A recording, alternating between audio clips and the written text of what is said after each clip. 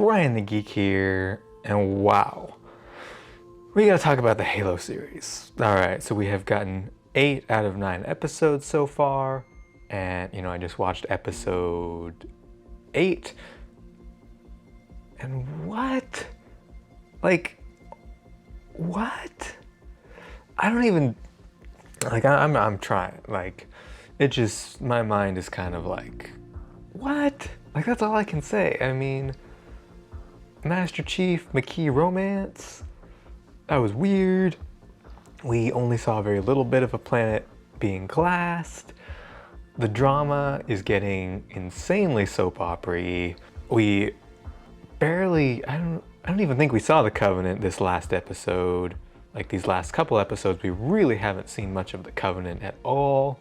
Not since that big battle, which was absolutely the high point of the series. The episode 5 battle was really good and I really enjoyed it, because episode 7, which I almost blanked out on, was completely Quan Ha. Separate from it being Halo, the Quan Ha stuff is fine. I don't hate on it as much as a lot of people do, but as a part of a Halo series, it doesn't really fit because it doesn't have anything to do with Halo. It's just kind of like a sci-fi, rebellion story, which, it's cool, it's interesting in some ways, but as part of a Halo series, it's really not digging it, and I kind of forget about it. If it was its completely own thing, or just a complete spin-off, show about some different part of the Halo universe that wasn't part of the main Halo show, could be interesting in its own thing, but not working in this main Halo show for me. It just really distracts from the interesting stuff. Up to the point of episode 8, I thought that McKee was one of the most interesting elements of the show. I am not loving that she suddenly seems to be magically turning good after, as one of the people in the show said, just a stroll in the park, or whatever she said, something like that. It's why is McKee suddenly good, or seems to suddenly be good, and wants to help the chief? It just doesn't make any sense. After you've had a lifetime, you're not just going to turn on, the people who raised you after 2 conversations with your captors. It's just not, it doesn't make sense. A lot of it, the show is weird because it feels very slow and very rushed at the same time. I'm largely against the McKee Chief romance to begin with, but it literally happened over 1 episode. And suddenly her entire worldview has changed, and Chief's worldview has massively changed over 1 episode. And it's what is going on? The Chief didn't even have his helmet at all. I don't think he put his helmet on once in this entire episode. It's weird. It doesn't feel like Chief at all. I really feel like when the Covenant, the actual Covenant, are on screen, the show is actually really good. I really enjoyed the portrayal of the prophets. I feel like they really hit the way that they did, especially in Halo 2, with the new cutscenes and stuff in that, in the remastered version of Halo 2. That feels really good. And seeing elites and jackals and grunts and stuff in action is so cool. I wish we had more of that.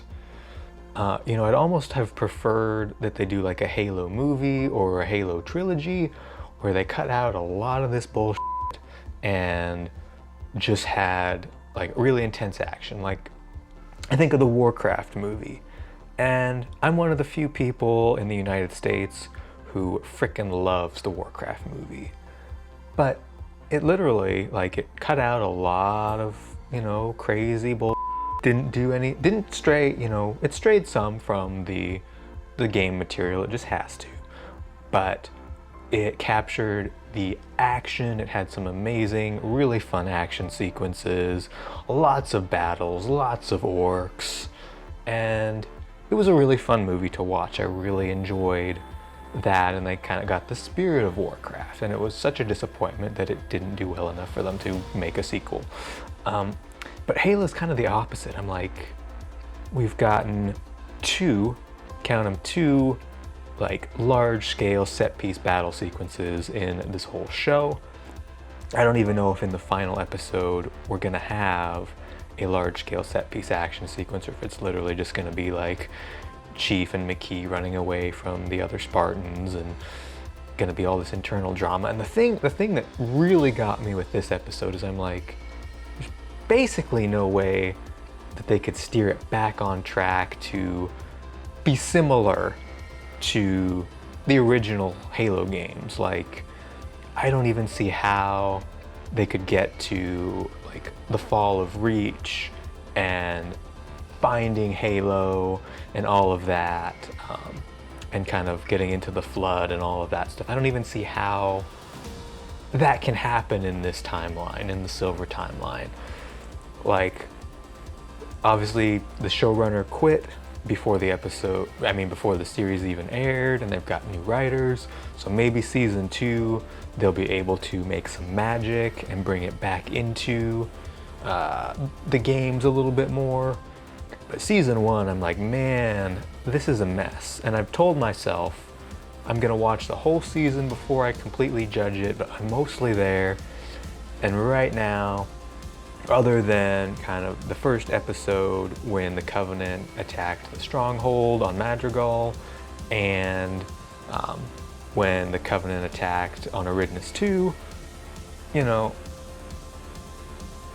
the show has not been good. I mean, visually there's been some cool stuff, there's some cool ideas, but a lot of it just doesn't really fit in a Halo show.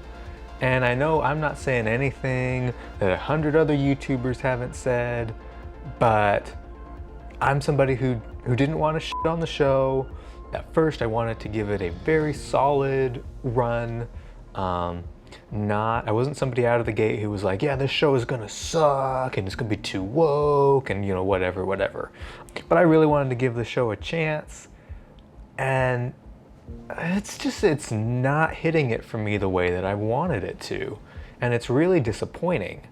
That's just kind of my thoughts after watching episode 8, and I just really wanted to make a video because it was really an episode that was kind of like, what the f is even going on here? Like, what the f is even really happening in this show? So hopefully you guys enjoyed, and I'll catch you in the next one.